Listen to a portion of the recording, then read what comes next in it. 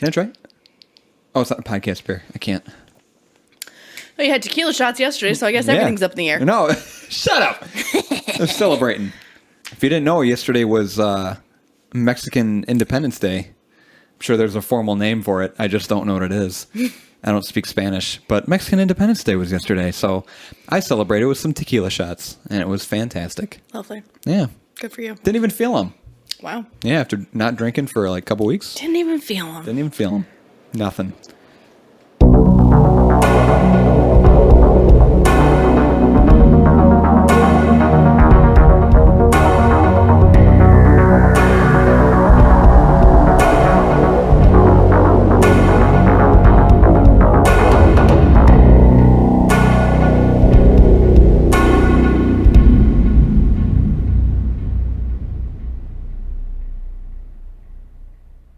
Welcome There it is. to the 54th episode. 54. Are you sure?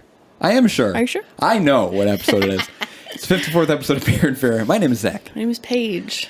We are going to do this episode on, I remembered, the sea, slash the ocean, slash open bodies of water, slash thalassophobia. That's going to be the title. All those slashes. All of those things. But I think just the sea is how I had it formatted in. Headed it. How I had it formatted in Excel. Exhale. In Excel. But the sea's scary, you know? It's scary to some people. That's why there's a phobia name for it, thalassophobia. And actually, this episode is partly inspired by Amy. I don't know if she listens still or if Bill listens. But shout out to Amy, because she told me that she has a fear of the sea. Just because it's, wide open. It's just sea everywhere. There's just water everywhere. But it's scary because it's like the unknown and, H2Woah. H2Woah. That'll be the title. So thalassophobia is the phobia, the fear of the sea. We're talking about the sea and the ocean. And I don't know. We'll see how it goes. But before we get into the beer... Anything to tell me about? I mean, you had a pretty eventful day today. I just don't know. There's some of that stuff. Obviously, we got to keep our personal lives. Some stuff we can't quite share, but Can't disclose to the one listener. The one person that listens to this, I want to make sure that they don't hear these things. I started a new job. Hell yeah! At a school as a teaching assistant. That's crazy. It's so different from... I am a teacher. It's so different from everything that you've done before. Very weird. Yep, Very surprised I got the job. I'm not. I'm not surprised. It was a good first day. I really enjoyed it. I told you all about it already, but it was just nice. And I also don't want to talk about minors. Right. Yeah. Seems inappropriate. But it was good. I've just been, TV. I started watching New Girl with Allison now. You did say New Girl, yes, and then you were like, I'm not sure. Okay. Now we're watching New Girl. Excellent. I think we were planning on doing the Avengers, but... Oh, yeah, that's right. I need to dig out my PlayStation 3. Oh, yeah. So I can put it in the living room. Gotcha. That's packed away in boxes. Gotcha. That seems like work. That's a lot of work. I still have those boxes in my room. Oh, my gosh. It's been like 2 or 3 months now. Well, that's okay. I remember I told you I still had boxes, after a year.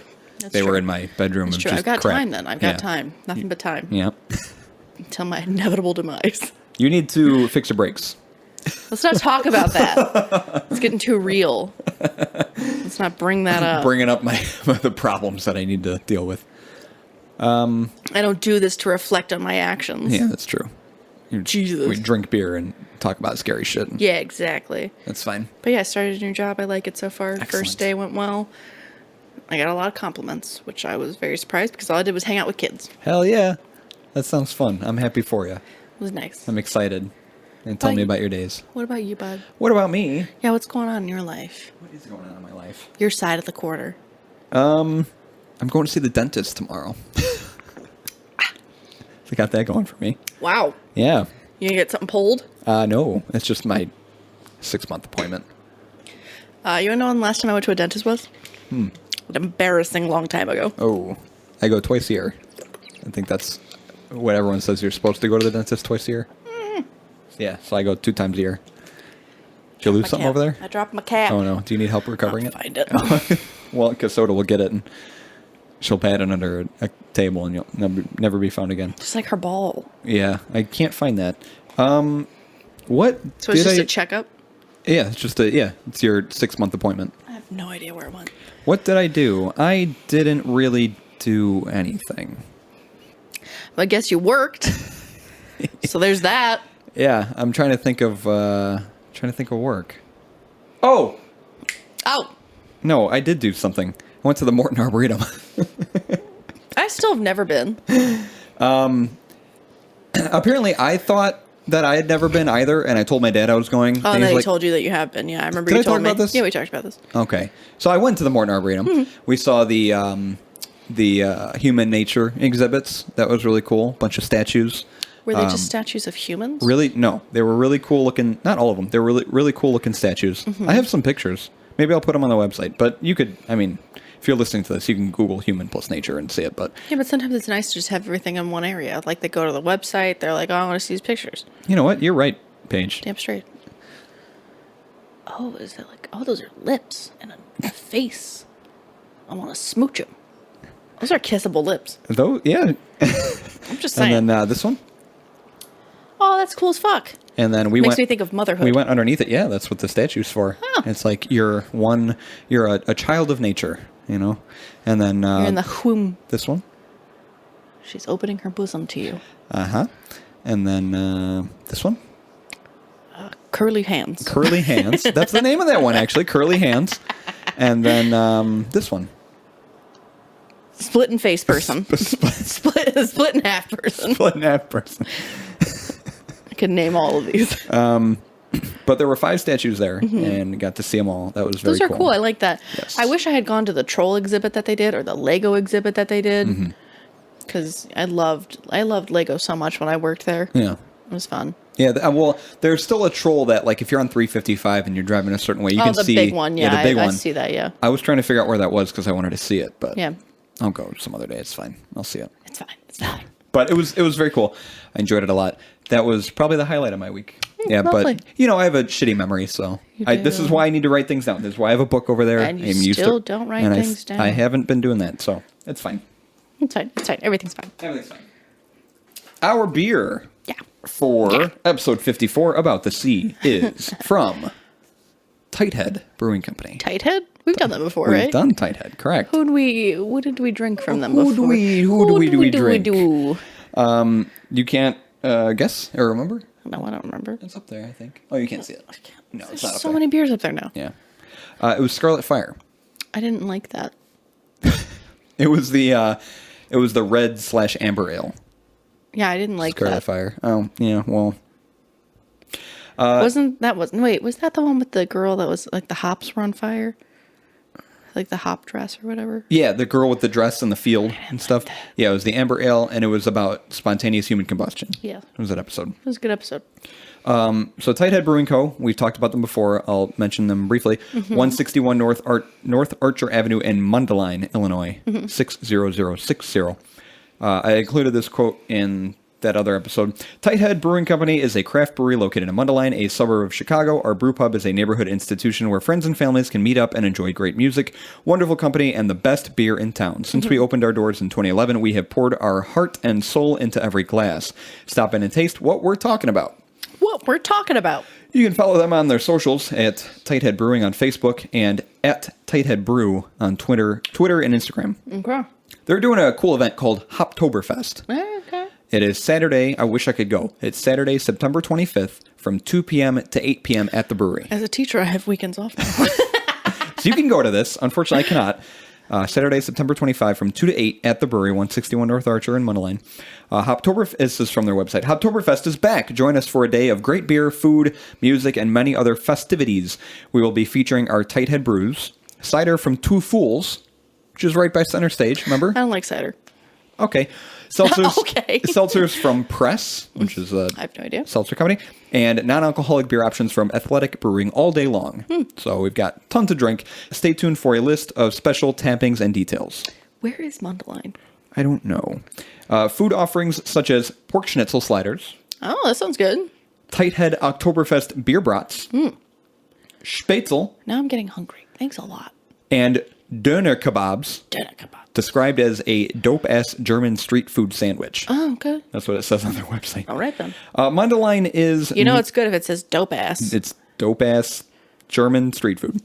Mundelein is just northeast of Lake Zurich. It is east of Wakanda, which we've talked about. Mm-hmm. West of Lake Forest, and north of Buffalo Grove. Okay. I have an idea. South of Gray's Lake. Gotcha. So if you're listening to this, September 25th, 25th. 25. From 2 to 8, go to the brewery, check it out. You can buy tickets online, and you get a free beer token, I think, if you do that. Exciting. So I wish I can go. It sounds like fun. The beer that we're going to have from Tighthead is called Chili Water. Okay. Now, 2 episodes ago, yes, we talked about tsunamis or hurricanes. And I mentioned that this was the beer that I was looking at. But I ended up deciding on the Central Waters one instead. So I ended up getting this one. So I was like, oh, it's another kind of water episode. And I got Chili Water by Tighthead. So I'm excited to try this because this is the other one I was looking at. My question. Chili. Is it going to be a beer with peppers in it? It's going to be a beer that tastes just like chili. I'm interested. You've hooked me. Joking. It is a wheat-based pale ale that is fermented very clean with American ale yeast, giving it a crisp, refreshing finish. Citra and Amarillo hops provide an aroma and flavor of mango, tangerine, and other soft citrus fruit. Warning, this beer may cause a widespread panic. Hint at the name's origin. I don't know. Do you have any background into that? I didn't figure that one out. No. Just Google chili waters. Maybe it's like a slang thing. It's an Urban Dictionary. Yeah. It's like a sex position. Oh, God. Chili waters. Chili water. There's chili pepper water from Hawaii. Well, it's coming up That sounds pretty good. It's coming up with Tighthead a lot. All these results are just Tighthead Brewing. Oh! Chili Water by Widespread Panic. So there's a band called Widespread Panic, and they have a song called Chili Water. Okay. There you go. That makes sense. We figured it out. This is an American Pale Ale. We've had plenty of APAs on the show. We sure have. Zombie Dust. Yep. Candy Crushable. Temporal Purgatory. Candy Crush was great. It was great. Those other two were terrible. Death of Cool. And last week's beer. You picked an APA. I'll talk just briefly about them. Craftbeer.com says, like many others that have become known as classic American beers, the American Pale Ale can trace its roots to beer styles from abroad. The American Pale Ale beer was inspired by the English Pale Ale, replacing its English counterparts' earthy herbal hops with generous additions of boldly citrus and pine-like American varieties. American Pale Ale beer remains a staple of the American beer world because it continues to evolve. With each passing day, independent breweries across the country are reimagining the classic Pale Ale by experimenting with local ingredients to craft flavor profiles that push the boundaries of beer. Per the website, it's good to pair with roasted or grilled meats, mild or medium cheddar, and apple pie. This beer is 4.8% ABV, 40 IBU, and 5 SRM. A whole 5. A whole 5. Wow. We do have a score on Beer Advocate for this beer. Has a score of 88. Okay. Very good. That's good. It's ranked higher than Scarlet Fire. Yeah. Not surprised. It's ranked 433 in APAs. Okay. 13,430 overall. Okay. Not bad. And an average rating of 3.95. 3.95? 3.95. So this is a cool beer. I'm excited to try it. It's another APA. But let me go get it. Yeah, go grab it. You expect me to use the same glass? No, I don't. Oh, you grabbed two. You want to calm down over there? Sorry. That's my bad. Jumped the gun. I was going to be really confused. Oh, hey, it's got an anglerfish on it. It does have an anglerfish on it. And it's light as a hop. Light as a hop? Yeah. Oh, it is a hop. Yeah. Look at that. They really don't know how to branch out. Enjoy all day with no need for panic. American Pale Ale.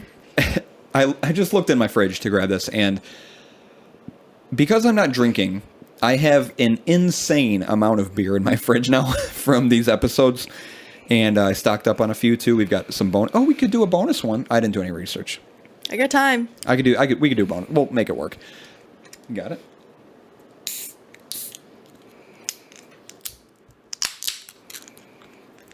Okay. I gotta get a sniff. Oh, okay. Smells like the one I was just drinking. You are spilling Oh, God. everywhere. Oh, no. Oh, jeez. Why do you do this? Every time. So skeptical. It's best to be skeptical rather than not skeptical. I was going to say unskeptical. Skeptical. Don't be unskeptical, kids. That bitch is foamy. Oh, God, calm down. Calm down. That's a lot of foam over there. Do you expect anything less from me? Go for it. Oh, you're just gonna do it? I'm gonna go for it. We're gonna talk about it a little bit. I can't get really like a distinct smell from it. It looks just like, smells like an APA. Oh, what does an APA smell like? Go into it, then.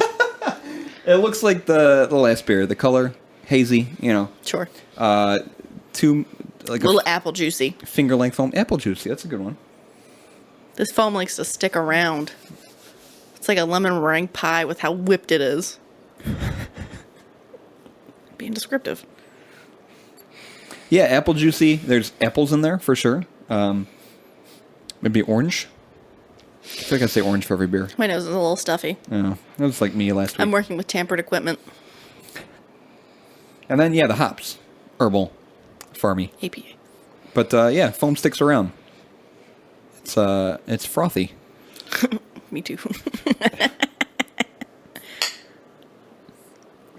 Ooh, it's nice and cold. There's a weird aftertaste that I feel in my gums. It's smooth. It's not really like extremely hoppy in any way. It's almost like, I don't know if it's because it's so cold, but I almost don't get anything from Right. the initial taste. Yeah. It's like only after you're done swallowing and the aftertaste, you know. You have to get a burp. Right. It does coat your tongue a little bit just because, I mean, it's frothy, it's foamy, so it's a thicker beer. You get a little bit of fruit there. Get a little bit. Yeah, I mostly just get the fact that it's cold. yeah. I mean, it was in the freezer because it was room temp when I brought it here, so I wanted to make sure it could warm up a little bit. I still get a little hint of the fruit, though. There's a little hint of the fruit. I don't mind this, actually. All right. I thought you would dislike it more than the last week's APA. How much did I dislike that one? An They all 8. blur together after a while. You ranked it an 8. I didn't like that one. It was okay. I like a little bit of bam, a little shazam, you know? Right, but what I'm saying is I don't think this really... Okay, I get mango a little bit there. But I don't think this has a whole lot. I don't know. It's good. It's I feel like I get more hop than I get fruit. I would from agree. this. But also, I would just say that this one is easier to drink compared to last week's episode. Yeah. Or It's the week before. it's pleasant. I don't remember. It could be a little warmer. There's so much in this fucking can. Yeah. I can't end it. I don't say that a whole lot because some of our beers are a little too warm, but Have we ever had like a particularly warm beer? yes. It's like, oh, that should have been refrigerated a little bit longer. But I don't know. I'd rather have it too cold than not. Okay, there's mango in the burp. But yeah, there's mango. There's a lot of mango in Mango the hanging burp. around. It's got stumps for days. Bad name. It was spit. Where do I want to start? There's a lot to talk about. Yeah, the ocean is vast. Yeah. The oceans are vast. There's not just one. Do you talk about that one, the one point in the water where it's like, point in ocean farthest, oh God. No. What is that? It's Point Nemo. It's the location in the ocean that's farthest from all land masses. Oh, that's crazy. Yeah, you I can't. would not want to be there. Is it like a little island? I don't know. I think it's just. I don't know if it's an island. I think it's just a spot in the ocean. Oh. But then there's also like a globe. If you turn it a certain way, there's a way you can rotate it to where the entire face of the globe that's facing you is just ocean, or at least most of it. It's just the entire. I think it's the Atlantic Sea. It's crazy. There's so much water. Tell us about it. It's crazy.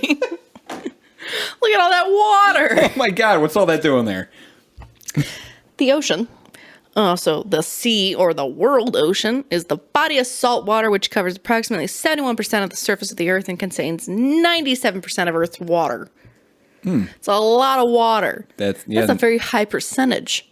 97. 97% of Earth's water. That's crazy. Otherwise known as the Pacific, which is the largest, Atlantic, Indian, Southern, and Arctic, which is the smallest. Mm-hmm. Seawater covers approximately, large numbers, 139 million square miles of the planet. Damn. Oceanographers, which I dream to be one I want to day. be one of those. That sounds like a cool-ass job. Divide the ocean into different vertical and horizontal zones based on physical and biological conditions. The pelagic zone consists of the water column. Oh my god, you sound so smart. Thanks for noticing. It's all a facade. It's all a fake-aid. Consists of the water column from surface to ocean floor throughout the open ocean. The water column is further categorized in other zones depending on depth and how much light is present. The photic zone includes water from the surface to a depth of 200 meters where photosynthesis can occur. Oh, in the water. That's right.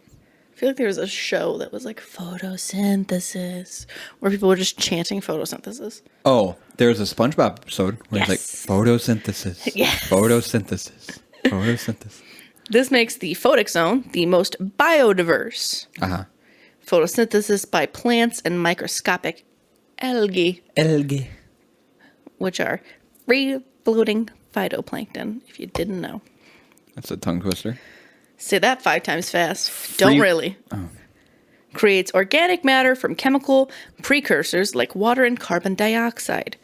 This upper sunlit zone is the origin of the food supply, which sustains most of the ocean's ecosystem. Mm-hmm. Light only penetrates to a depth of a few hundred meters. The remaining ocean below is cold and dark. The continental shelf, where the ocean approaches dry land, is more shallow with a depth of a few hundred meters or less. Okay. Interesting. Ocean temperatures depend on the amount of solar radiation reaching the ocean's surface. Uh-huh. In the tropics, surface temperatures can rise to over 86 degrees Fahrenheit. Ooh, that's hot. Or 30 degrees Celsius.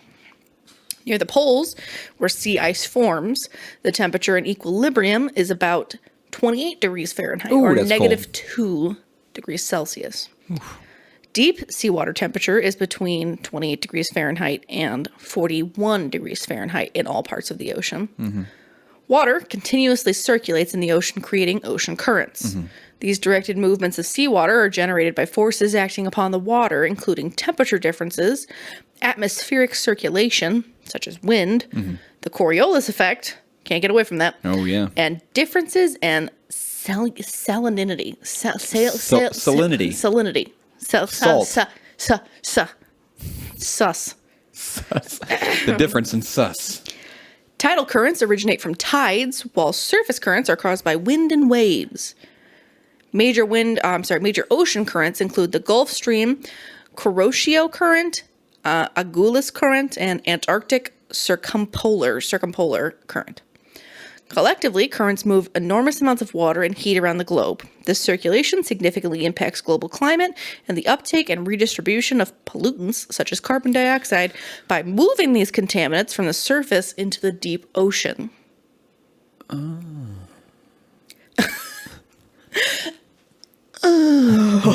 You sound like a turtle.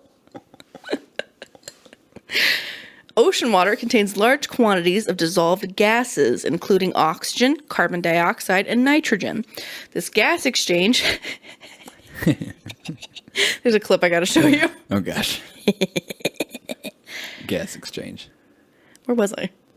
The terms the ocean or the sea, used without specification, refer to the interconnected body of salt water covering the majority of the Earth's surface. It includes the seas that I mentioned. Uh-huh. Too lazy. As a general term, the ocean is interchangeable with the sea. Yeah. In American English, but not in British English. Of course, They gotta be uppity. No, those Brits need specificity. Specificity. Specificity.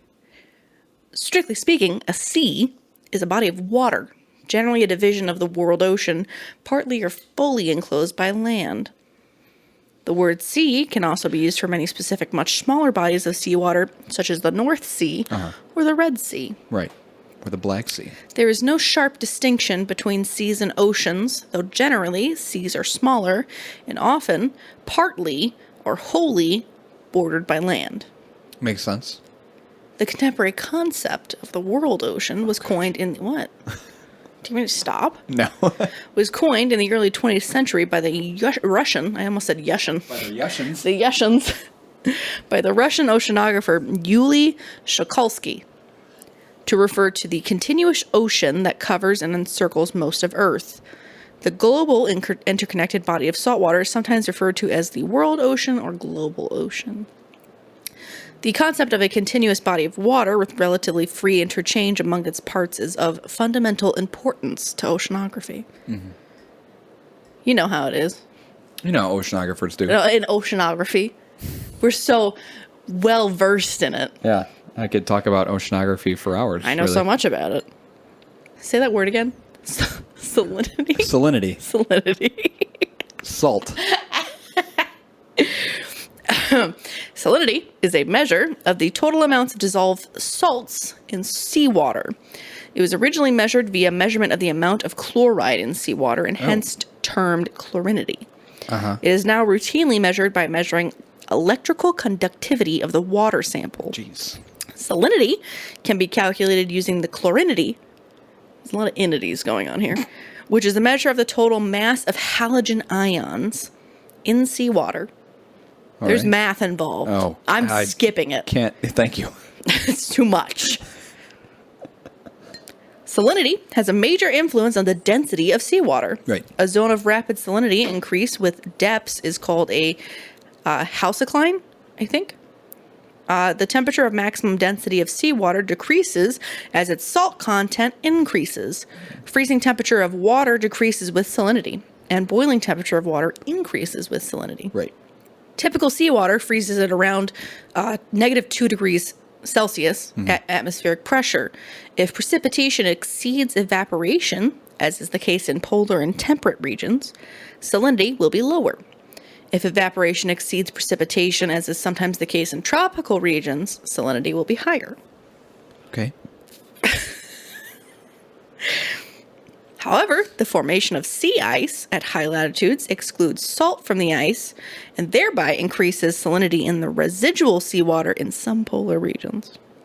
Life. What did you talk about again? Just a story of someone being German. I'm just making sure. Okay. Just the story. Life within the ocean evolved 3 billion years prior to life on land. Both the depth and the distance from shore strongly influence the biodiversity of plants and animals present in each region. We all came from fish. I thought we all came from apes. But where did apes come from? Well, from fish. We all came from fish. We're all fucking fish. Yep, we're all fish. The diversity of life in the ocean is immense, including animals and other creatures. There are definitely animals in there. I'm almost certain there are animals in the ocean. If I could put my finger on it right now, I would bet at least $10. that there's at least one animal in the ocean. There's got to be one. We haven't done an episode on sharks or anything. Most animal phyla have species that inhabit the ocean, including many that are only found in marine environments, such as sponges. I don't know how to pronounce it. Cnidaria, I think. Which are corals and jellyfish. Coral. Comb jellies, brachiopods, and echinoderms. Yeah. Such as sea urchins and sea stars, as an Sea example. anemones. Did I say sea anemones? Anemones. Did I say anemones? Many other familiar animal groups primarily live in the ocean, including cephalopods, which are octopus and squid, crustaceans, lobsters, crabs, and shrimp. And then there's fish, sharks, whales, dolphins, and porpoises. And then these really scary motherfuckers right here. Yeah, anglerfish. Yeah. Little assholes. And then, of course, we have seabirds, sea snakes, seabirds such as the penguins, seagulls, and pelicans. Oh. I don't know why. Did you think there were birds swimming in the ocean? I was imagining a hawk, like, flying through the ocean. through the water. 7 species of turtles. Good times. I like turtles. Plants, such as seagrasses or mangroves. algae, Algae. bacteria, which is in everything. We're all Yeah, bacteria. there's tons of it in our bodies. Fungi, which is also a compliment. Good old killer whales, stuff that lives in the ocean. Yeah. Good times. Good times. But it's scary because the ocean's really deep. The ocean is very... I hope you talk about that because it's... The deeper you go, it's the more scary shit you find in the water. And we... Just like on land, we don't know all of everything that exists on land. But especially in water, when it comes to our oceans, there's still so many life forms that we have not discovered yet in the very deep depths of the water. Well, the Pacific Ocean has a max depth of 36,161 feet. Ugh. The Atlantic Ocean has 27,841. Indian Ocean is 26,401. Arctic Ocean is 17,881. And it goes into the seas and stuff. Yeah. But there is one location, the Mariana Trench. It is located in the western Pacific Ocean, about 124 miles east of the Mariana Islands, and it is the deepest oceanic trench on Earth. It is crescent-shaped and measures about 1,580 miles in length and 43 miles in width. The maximum known depth is 36,037 feet, which is 6.825 miles. Yeah. Didn't Elon Musk go down there? I thought that, what's his name? James Cameron. James Cameron went down there. Yeah, Elon Musk did not explore the ocean. Okay, well, it's something Elon Musk would do. Elon Musk and his child that's named after like a cereal barcode. Do you see his kid's name? XEA12E. No shit. I'm not kidding. I'm going to look it up for you right now. Oh my god. It's fucked up. Elon Musk child. That seems like something that Elon Musk would do. But yes, James Cameron went to the Mariana. That is his child's name. Mariana Trench. What a He hates him. fucking asshole. Who does that to their kid? Must be a terrible child. God. That poor infant baby. He's gonna grow up. Here I'm thinking he's like gonna go to public schools and shit. Because that's just what I did. No, he's going to go to an expensive school for like rich kids that has a secret sex cult. And no professor is going to have to ever pronounce his name because they're just going to know who he is. And they're just going to be like, Elon Musk's child. He'll be like, present. They're not going to do roll call like the substitute teacher from Key and Peele. No. Balake. Jake Quillen. However, some unrepeated measurements place the deepest portion at 36,201 feet. If Mount Everest were hypothetically placed into the trench at this point, its peak would still be underwater by more than 1.2 miles. Wow. Isn't that crazy? Yeah, so the The deepest ocean is deep. The deepest part of the ocean is deeper than the tallest mountain on land. Yeah, dude. At the bottom of the trench, the water column above exerts a pressure of 15,750 psi, more than 1,071 times the standard atmospheric pressure at sea level. Yeah, it'd blow you up. Yeah, it would. The temperature at the bottom is 34 to 39 degrees Fahrenheit. Nice and cozy. In 2009, the Marianas Trench was established as a U.S. national monument. A U.S. national monument. Are you making fun of the way I speak? That seems low. It's not like we do it all the time on this. I don't know what you're talking about. I've never done that once.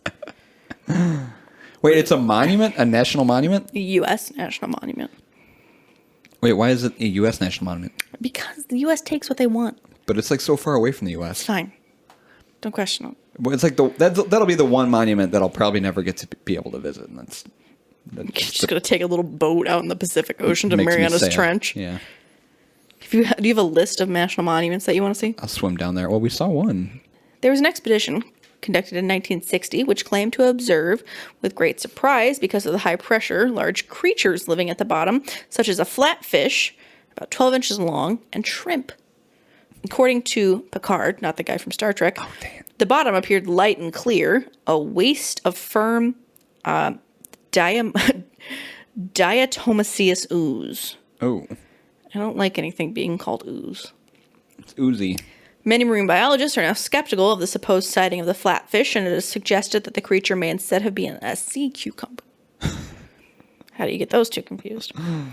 During the second expedition, the unmanned vehicle Keiko collected mud samples from the seabed. Tiny organisms were found to be living in those samples. I don't doubt it. In July 2011, a research expedition deployed untethered landers called drop cams, equipped with digital video cameras and lights to explore this region of the deep sea.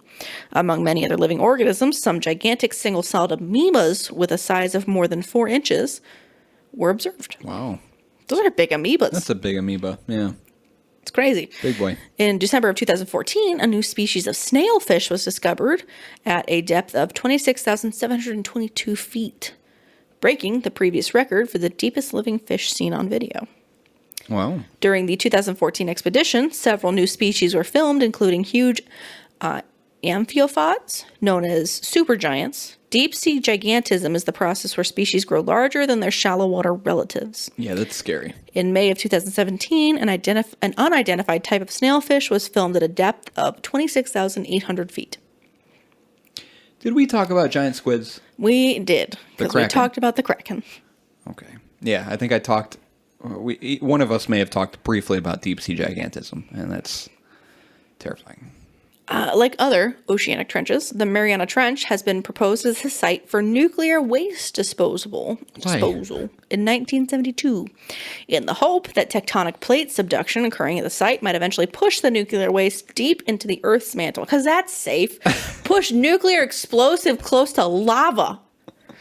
That works. Where should we put all of this garbage? I don't know. Near something fiery. The deepest point of our Earth. Yeah. Just get it as far away from us as possible. Toss it in there. I'm having flashbacks to Garbage Island. Yeah, you're still littering. It's just long distance littering. Don't worry about it. Don't worry about it. Out of sight, out of mind, right? Exactly. Silly people. Why aren't we just launching things into space? Wouldn't it just all come back? Not if you shoot it, like far enough. There was a Futurama episode about this. We have to learn. You know what? Yeah, giant ball of garbage. Fuck. And Matt Groening predicted the future on so many things from The Simpsons. So do you really want to question that? No. That seems smart, but then Futurama did it, so. Yep, exactly. Backfired. Mm-hmm. Bart Simpsons came back. Remember? Embarrassing. Now to move on. Thalassophobia is the persistent and intense fear of deep bodies of water, such as the sea, oceans, pools, or lakes. Though very closely related, thalassophobia should not be mistaken with aquaphobia, which is classified as a fear of water itself. Uh-huh. How do you fear water? If you have rabies. Oh, yeah, we talked about that. Mm-hmm. Look at you, smarty pants. Yep. Thalassophobia can include fear of being in deep bodies of water, fear of the vast emptiness of the ocean, or sea waves, sea creatures, and fear of distance from land. Yes. The causes of thalassophobia are not clear and are a subject of research by medical professionals, as they can vary greatly between individuals. Researchers have proposed that the fear of large bodies of water is partly a human evolutionary response. I would imagine like a fear of heights. Right. And may also be related to popular culture influences, which induce fright and distress. Mm. The severity of thalassophobia and the signs and symptoms associated with it are quite fluid and complex. They're fluid, huh? You disgust me. God, what do you I fucking hate you so much. You're so gross. Gosh, jeez. Fucking piece of shit. You want to do this now? Yeah, I want to do this right now. Keep going with the research. Keep your section going. Those who suffer from thalassophobia go through numerous episodes of emotional and physical anguish caused by a variety of triggers. Treatment may comprise a combination of therapy, and I don't know how to pronounce this, so I'm not gonna pronounce it for me. Anxiolytics. Anxiolytics? Anxiolytics, that's what I would say. And is most effective when administered to patients during childhood, when thalassophobia is generally at its peak. Yeah. I guess as a kid, I would be more scared of large bodies of water. Yeah, if you were in the middle of the ocean and you're so tiny, all you could see is water. Yeah. Disposable. I mean, not disposable. You're so tiny and disposable. Whoops. It is thought that the fear of large bodies of water is an evolutionary and ancestral trait. Passed on from generation to generation. Humans prefer certainty to risk and adapt based on learning history and situational variables. A 2016 study by Nicholas Carlton, not Nicolas Cage, establishes that the fear of unknown is an evolutionary mechanism that has driven the survival of the human race since the beginning. Showing fear toward deep bodies of water is in effect justified since ancestors to the human race understood that their survival was reliant on remaining in territorial land and not aquatic environments. This, in return, developed into a fundamental fear passing down from generation to generation in order to ensure the survival of humankind. Interesting. That makes sense to me. Martin Antony, a professor of psychology at Ryerson University and co-author of the Anti-Anxiety Workbook, states that... Oh, I need that. Yeah, you do. States that from an evolutionary perspective, it makes sense that humans would develop a tendency to fear and avoid deep water because of all the associated risks. He continues by saying, we are essentially programmed through evolution to fear some situations. Heights, deep water, snakes, more easily than others, flowers, teddy bears. I fear teddy bears. They're frightening. I love grizzly bears. I'm going to pet one and die. That's how I'm going to go. Hugging a grizzly. That's how I want to go. Shredded by claws. In Judeo-Christian belief systems, the sea is often depicted as a space of disaster and punishment. Oh. This is evident in the first book of the Bible, Genesis, through stories such as as Noah's Ark, Yeah.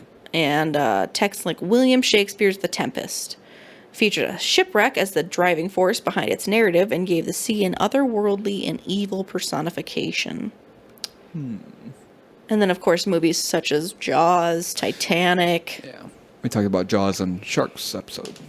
Other causes of thalassophobia could be a negative or past traumatic event, such as your parent throwing you into the pool on the deep end to teach you to swim, which seemed to be a common occurrence for a lot of people. Yep. That happened to my little sister. I just figure it out. Honestly. That's actually what it is. It's like riding a bike. Toss. It's like, that's not like riding a bike at all. Where are the handlebars? I can't drown if I fall off of a bike, No. but I sure as hell can. as hell can in this pool. Traumatic experiences of being frightened while swimming or almost drowning are also leading causes of thalassophobia. In addition to this, observing others, particularly parental figures and other influential adults who also had a fear of deep water, are considered contributing factors. What is a factor? For developing thalassophobia later in life. Scientists also believe that genetics and biological heredity play a major role in attaining a fear of seas, oceans, and lakes. Such genetic factors include having a family member with thalassophobia, personal mental states such as being negative, sensitive, or anxious, and even hearing terrifying stories on water accidents. Yeah. Thalassophobia is characterized by certain physical and emotional traits exhibited by an individual. The reaction that those who suffer from thalassophobia show toward large bodies of water does not match the level of danger that the water poses to them. Right. Hence, they illustrate abnormal behavior under situations or environments which trigger their fear. Anxiety-induced phobia, such as thalassophobia, presents itself through specific signs and symptoms.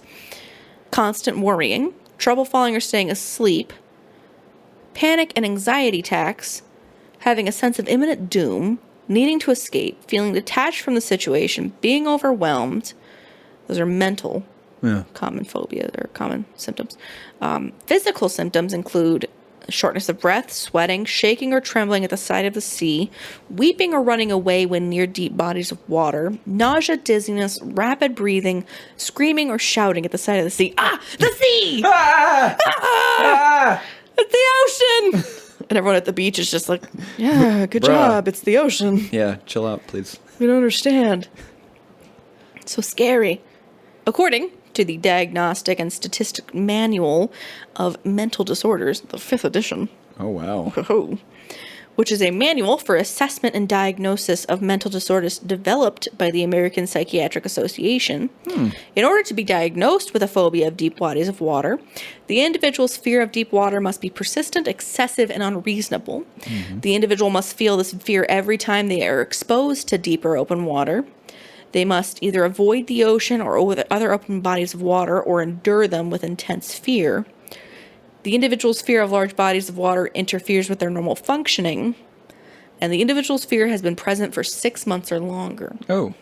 As far as treatment goes, cognitive behavioral therapy, we've been there before. Yep. We've both done that before. Systematic desensitization. Yep. And exposure therapy. Yes. Which we talked about before. As well as medications that can be used to treat your reactions to it. Yeah. Got one other part, but I don't know if I want to do it. No, I'll leave it there. I gotta pee. Okay, go pee. I'm gonna. You should get a chiropractor. Go see a chiropractor. That was random. And fix your knee. You said your knee hurts. It does hurt. It always hurts. Oh, go see I'm gonna stand up and I'm gonna fall over. Go see a bone doctor. Doctor. Yeah. I'll give you a bone doctor. Okay. All right, lay it on me. I just smacked myself in the face. Oh, waiting for my computer to wake up. All right. I had a lot of talking to do, so not surprised it fell asleep. I got a lot of talking to do. Do you really? Yes. I have a long story. Okay. Long story. Long story. We'll see. We'll see how it goes. So I slacked on my research again. I did it last minute, and I didn't really know what I wanted to cover. I mean, it's a very broad topic that we chose, the sea. So I was very conflicted as to what I wanted to cover. I want to read an article. I'm going to be lazy. I didn't do any of my own research. I'm just going to read this thing. It's a long story, but it's about a man who was stranded. I genuinely love those movies. He was lost at sea. Like, this is kind of like Castaway, like a real life Castaway. Castaway. Tom Hanks. Oh. So the title of this article is How Jose Salvador Alvarenga Survived 438 Days Adrift on the Open Seas. That is so long. It's over a year. Two fishermen, one perfect storm, an incredible story of human survival on the open seas was about to begin. Why is it slow charging? By Jonathan Franklin. Published November 19, 2015. On November 17th, 2012, Jose Salvador Alvarenga, 37, and Ezequiel Cordoba, 22, set out from the small fishing village of Costa Azul on the coast of Mexico to begin a 30-hour deep-sea fishing shift.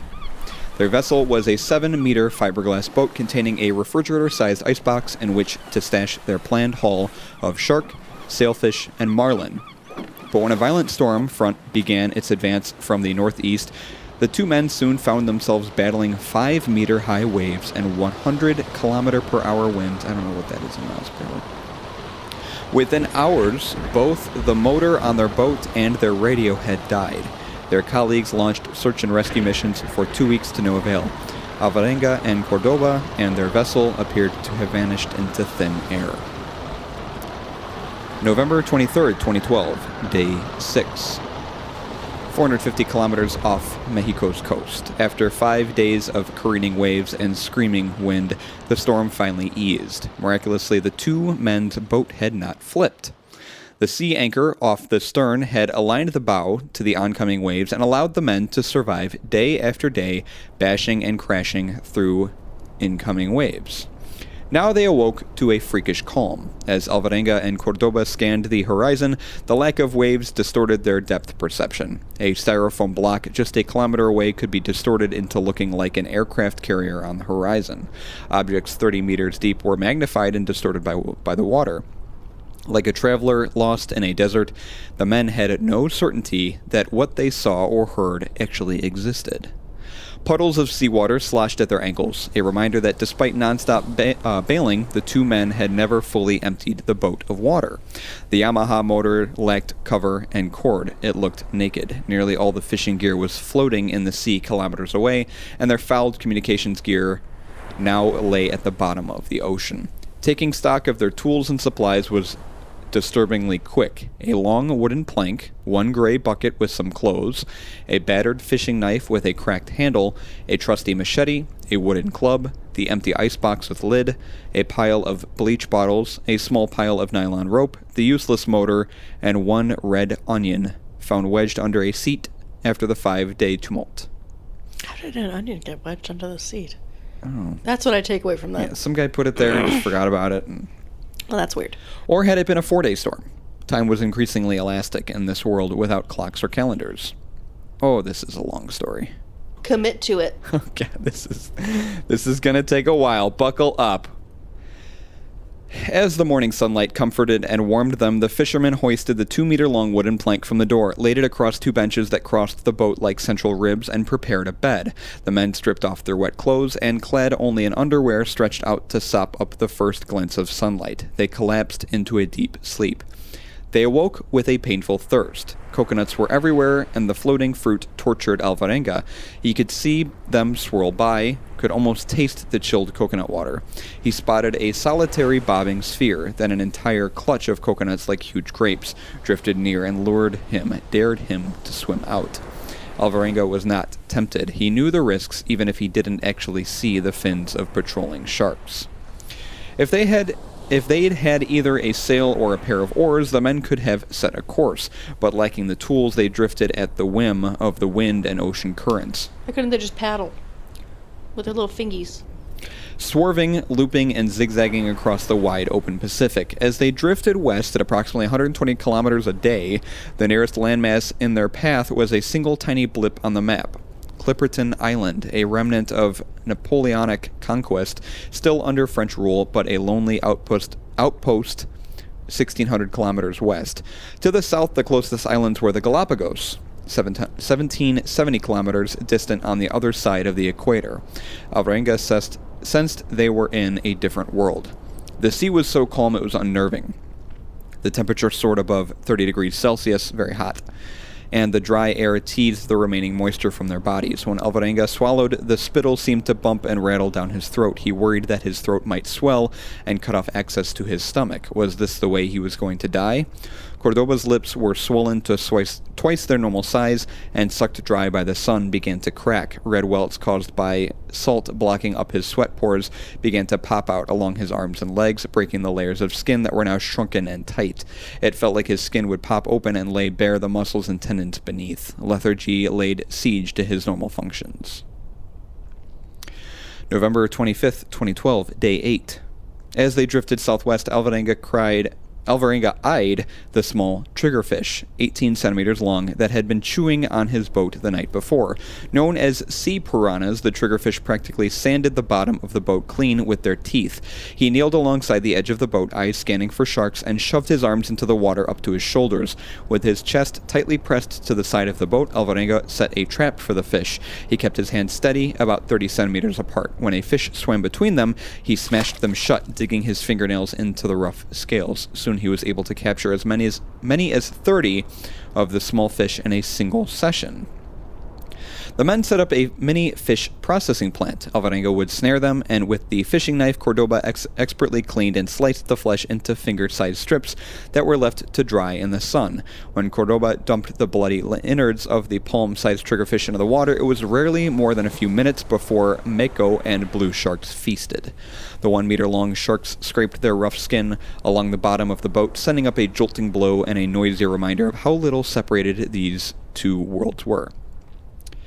Alvarenga began to drink his urine. He wasn't embarrassed, and he encouraged Cordoba to follow suit. It was salty but not revolting as he drank, urinated, drank again, peed again in a cycle that felt like it provided at least minimal hydration to his body.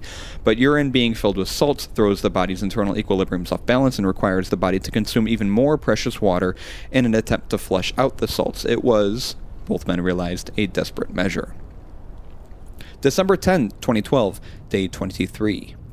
1,480 kilometers off of Mexico's coast. With their rainwater collection exhausted once more, a dehydrated Cordoba pleaded with Alvarenga. "Oranges, bring me oranges." Alvarenga stood above the prone man and assured him food was close.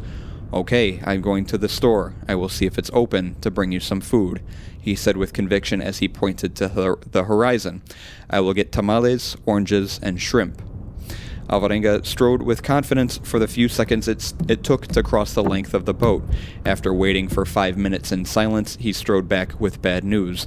"The store is closed, but don't worry, they open in an hour and they have fresh tortillas."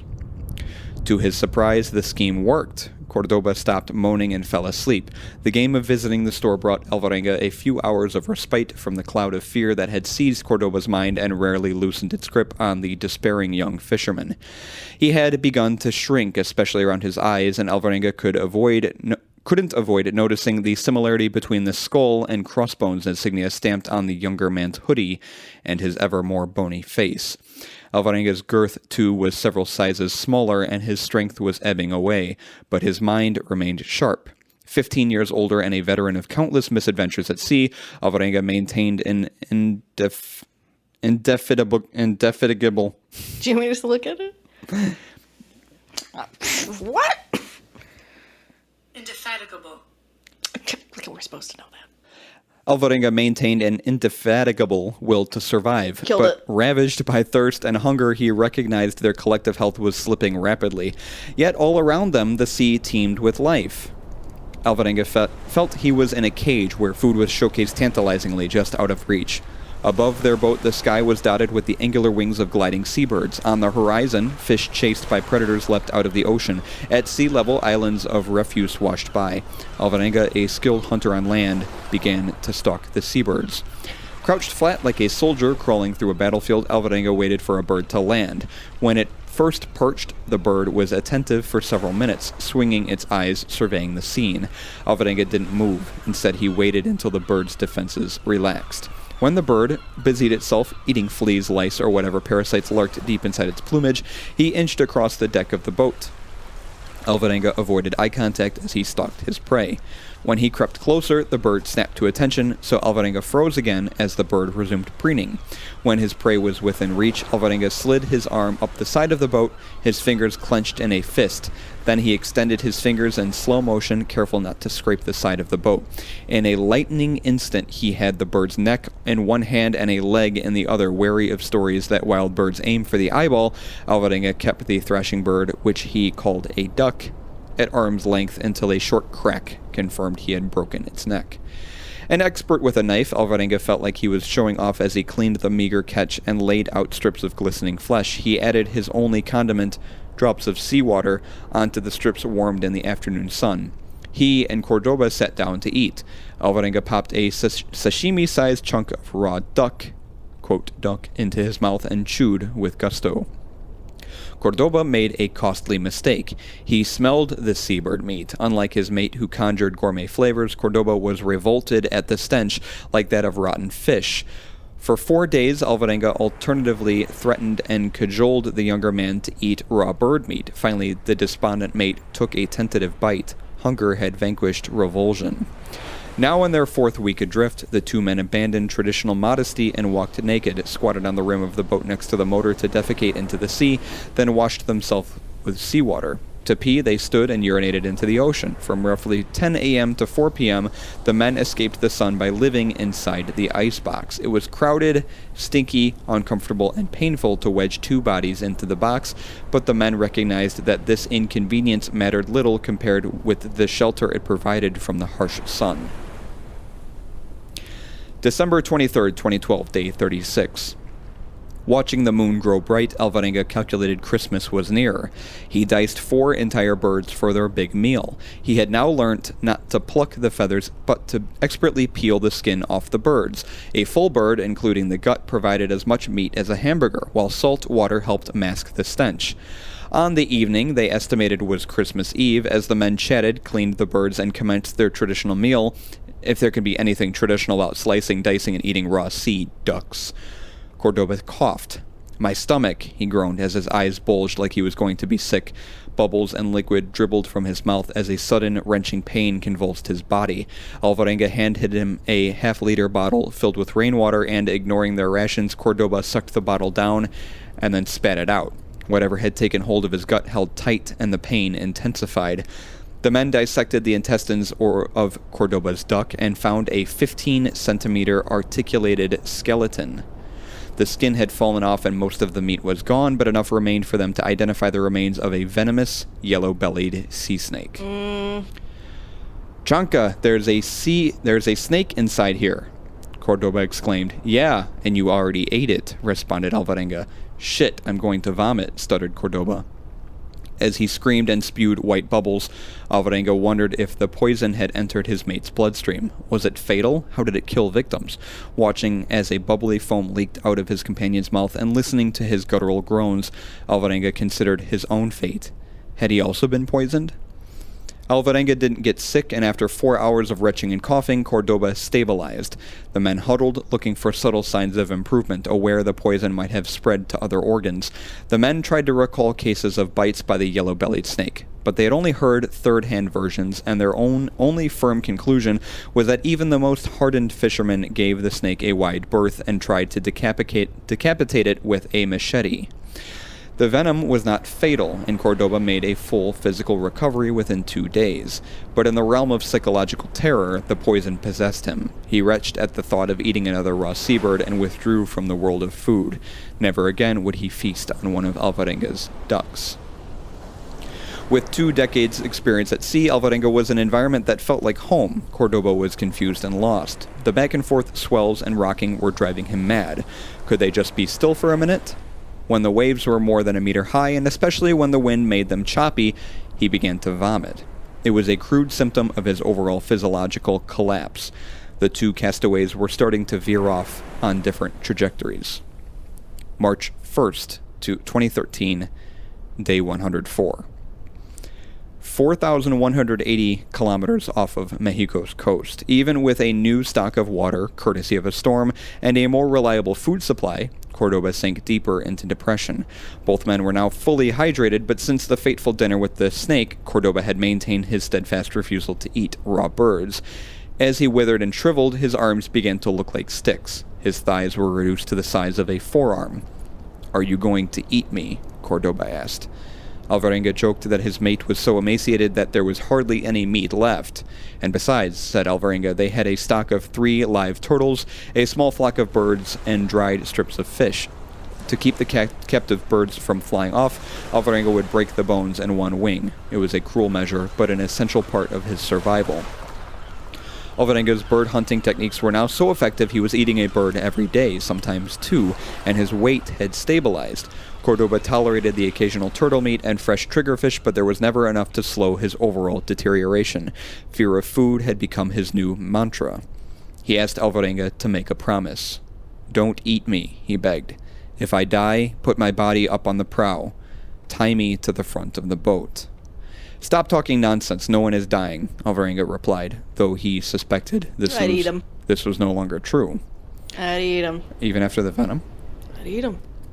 Cordoba imagined it was better to die in the ocean than starve to death in the boat, and concocted a kamikaze plan. He would wait for the shark pack to thicken and then jump into the water. When the sharks were gorging on bird entrails, he moved near the edge of the boat. "Goodbye, Chanka," he said, and prepared to throw himself over the rail. Alvarenga grabbed the skinny young mate. They fought and wrestled, but Alvarenga overpowered Cordoba, and a bear hug dragged him along the floor and stuffed him into the icebox. Cordoba began to bang and thrash, but the icebox alone weighed close to 50 kilograms, and with Alvarenga climbing atop, Cordoba found it impossible to tilt the box to one side and escape. "You need to stop thinking about killing yourself," Alvarenga yelled through its walls. When Cordoba calmed, Alvarenga slid off the top of the icebox, lifted the edge, and crawled inside. The 2 men talked. Alvarenga listened to Cordoba's arguments that their deaths was inevitable, and in response he outlined a recovery plan. They just had to hold out, to maintain reliable access to shade, water, and nourishment. "This is such a story, and we can tell it. We have to fight to tell our story," argued Alvarenga. Cordoba's defiance resumed. He angrily demanded the opportunity to end his own life. When Alvarenga again restrained him inside the box, Cordoba began to beat his fists against his face and slam his head into the wall. Alvarenga watched as his partner rolled into a fetal ball, cried loudly, screamed, yelled, then finally fell asleep. March 15th, 2013, day 118. There's 438 of these days. Doesn't go through the whole article. Oh, thank God. I am dying, I almost gone, said Cordoba one morning before breakfast. "Don't think about that. Let's take a nap," said Alvarenga as he lay alongside Cordoba. "I am tired. I want water," Cordoba moaned. His breath was rough. Alvarenga retrieved the water bottle and put it to Cordoba's mouth, but his mate did not swallow. Instead, he stretched out. His body shook in short convulsions. He groaned, and his body tensed up. "Don't die," said Alvarenga, who suddenly panicked. He screamed into Cordoba's face, "Don't leave me alone. You have to fight for life. What am I going to do here alone?" Cordoba didn't reply. Moments later, he died with his eyes open. "I propped him up on the bench to keep him out of the water," said Alvarenga. "I was afraid a wave might wash him out of the boat. I cried for hours." Alvarenga woke the next morning, climbed out of the icebox, and stared at Cordoba in the bow of the boat, sitting on the bench like a sunbather. Alvarenga queried the corpse. "How do you feel? How was your sleep?" Alvarenga answered his own questions aloud as if he were Cordoba speaking from the afterlife. "Yes, I already ate. And you?" continued Alvarenga, talking to Cordoba. "Me too," he answered, as if he was Cordoba. "I ate in the kingdom of heaven." The conversation continued as if they were two chatty mates eating a leisurely breakfast. Alvarenga decided the easiest way to deal with losing his only companion was to simply pretend he hadn't died. Throughout the day, Alvarenga treated the corpse like a friend with whom he could share fears, thoughts, and stream of consciousness stories. "Why don't we go to Tonala, the Mexican city where fishermen from their region regularly partied? Have some beers, a great dinner. First, I'll take a shower. I have my clothes ironed and ready. I have good shoes, too." On the second day after death, Cordoba's body turned purple as the conversations unfolded. During day 3, his skin began to cook in the sun. Like dry leather, it developed a crusty edge. "I touched him and he was solid," said Alvarenga. "He never smelled, he just dried up in the sun. It did not disgust me at all. It seemed normal. I hugged him." By the 4th day, Cordoba was nearly black, and Alvarenga had fully incorporated the corpse into his daily routines, bidding it buenos dias, buenas tardes, and buenas noches. Then Alvarenga began to sing hymns to the corpse. He was certain Cordoba was listening and watched intently to see if the body moved. "How is death?" Alvarenga asked. "I want to know, my friend. Is it painful?" "Death is beautiful. I am waiting for you," Alvarenga answered, as if Cordoba were speaking aloud. "I don't want to go," retorted Alvarenga. "I am not headed that way." This soliloquy with the corpse wreaked havoc on Alvarenga's sanity. He started to go mad. He couldn't imagine surviving alone in the boat. Despite their fundamental character differences, the men had worked as a team, hunted together, suffered for months, and shared a common fate. Maybe death was not such a dark path, Alvarenga thought as he spent hours staring at his dead mate. 6 days after Cordoba's death, Alvarenga sat with the body on a moonless night, in full conversation with the mummified corpse, when, as if waking from a dream, he was suddenly shocked to find he was conversing with the dead. "I tried to throw his body into the ocean, but I couldn't. Later in the evening, he tried again. First, I washed his feet. His clothes were useful, so I stripped off a pair of shorts and a sweatshirt, put that on. It was red, with a little skull and crossbones, and then I dumped him in. As I slid him into the water, I fainted." On January 30th, 2014, 14 months after his disappearance and 8,850 kilometers from his point of origin, Alvarenga washed ashore on Ebon Atoll in the Marshall Islands. He was treated at a hospital before being flown to El Salvador, where he was reunited with his ecstatic parents and daughter. Some people doubted that his extraordinary tale of survival could be true, but the testimonies of the doctors who examined him and of oceanographers who plotted the journey he took, taking into account prevailing winds and currents, were overwhelmingly in support of him. In April 2014, Alvarenga's lawyer announced that his client had passed a lie detector test. That's it. That was fucking wild. I would have eaten him. I don't know. That would have been very hard to do. This is Jose Salvador Alvarenga before and after. Wow, that's crazy. That's a long time. I guess if he was a stranger, I would have eaten him. It would be very hard for you to eat somebody that you know. And that was only 118 days. 118 days in, and his friend died. And he still had about 310, almost a year left. By himself. By himself. That's crazy. And I guess he just continued doing that. Icebox for shelter. Food. It's miraculous that his boat never flipped. Yeah, or I wonder if they encountered rough seas at some point.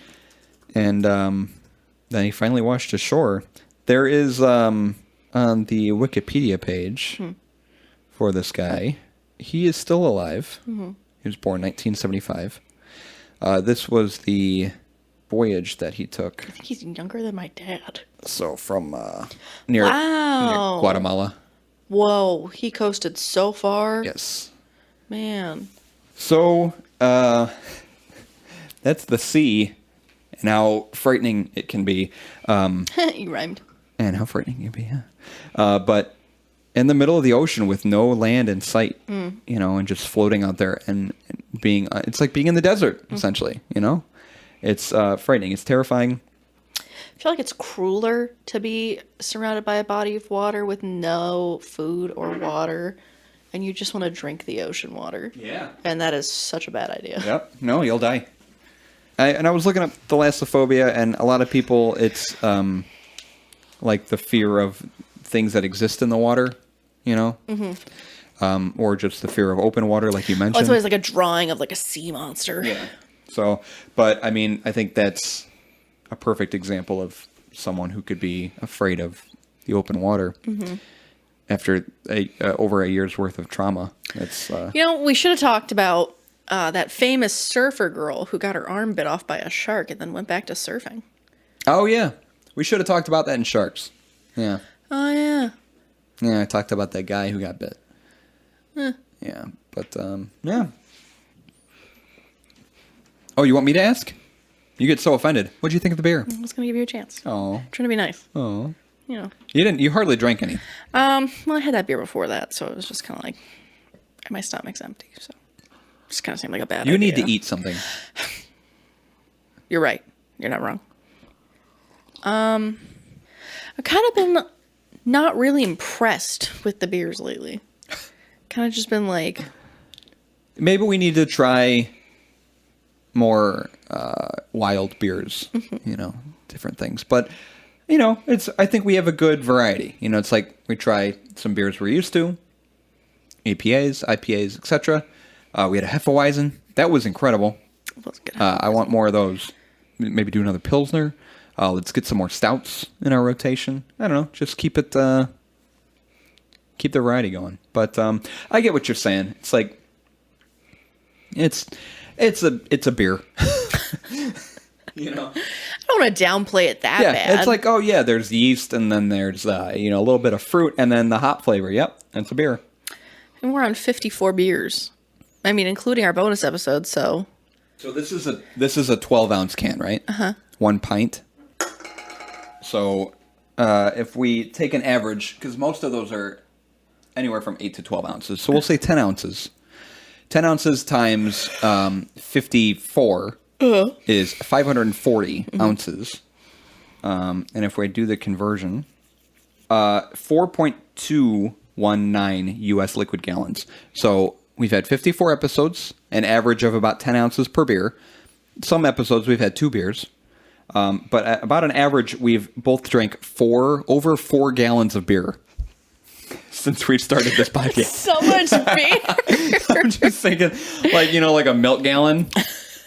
4 of those of beer we've had. Grab the handle, boys. Yeah. We're going in. That's a lot of beer. Jesus. I remember our anniversary episode, we calculated about how much we've spent on beer. I don't want to do that again. I don't like that. We drink a lot of beer.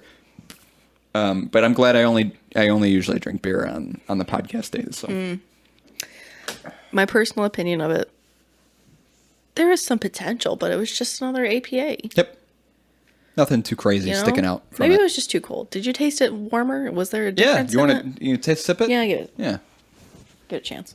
I think it's definitely better when it's not like ice cold.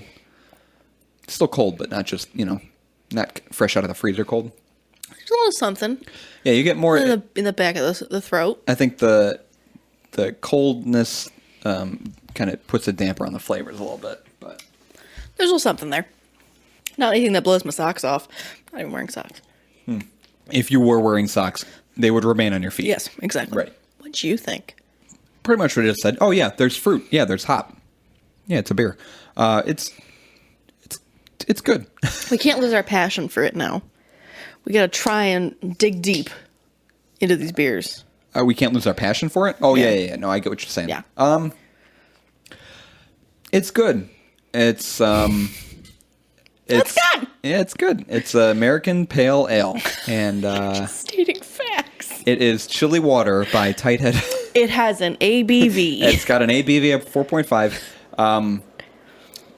I don't know. Yeah, you get a little bit of the fruit. Definitely mangoes there. Apple, like you mentioned, I taste that. Oh, I only said apple juice because of the color. But I didn't taste apple. Okay, I tasted a little bit, maybe. Maybe it's just... Because I said it? Yeah. Suggestion. But it's a thicker beer, frothy.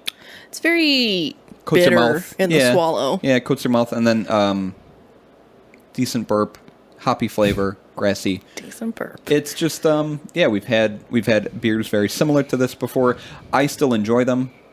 But, yes, nothing that, just like last week, nothing that, like, pokes out at me. Nothing unique about it, unfortunately, sad to say. But it's a good, decent beer. Dig it. Decent APA. Do you want to do a bonus episode? We can. All right. I'll need to put some research together. Beerandfearcast.com is our website. You can click on the episodes thing and then click on where it says episode 54 when you're listening to this. I don't know where you're listening to this. Maybe Spotify.